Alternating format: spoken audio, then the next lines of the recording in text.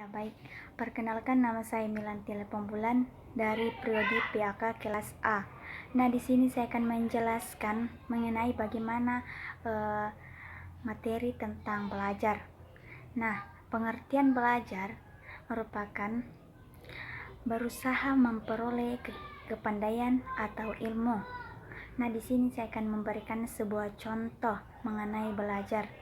Seorang anak setelah selesai makan, ia mencuci piringnya karena ibunya pernah menyuruhnya untuk melakukan hal tersebut. Nah, di sini kita dapat belajar tekun kepada orang tua. Berikut pembelajaran ada dua, ialah intervensi atau fasilitas supaya terjadi proses belajar. Ada kesengajaan dan terencana. Yang kedua ialah supaya dapat memfasilitasi proses pembelajaran.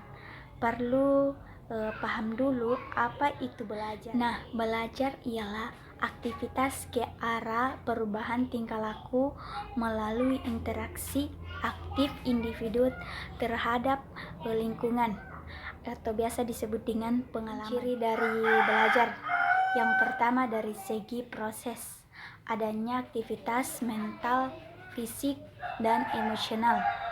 Yang kedua, melibatkan unsur lingkungan. Dari segi hasil, bersifat relatif tetap, diperoleh melalui usaha. Di dalam belajar, sering dijumpai yang namanya kesulitan belajar. Apakah itu kesulitan belajar?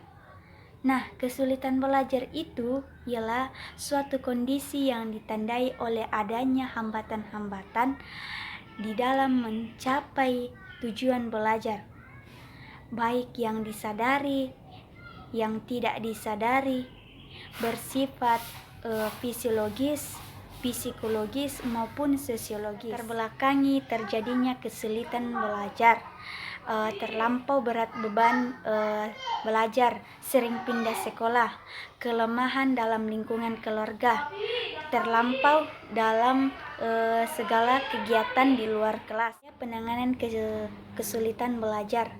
Yang pertama, penanganan instruksional pedagogis, pembelajaran ulang, proses penggayaan, pembelajaran individual,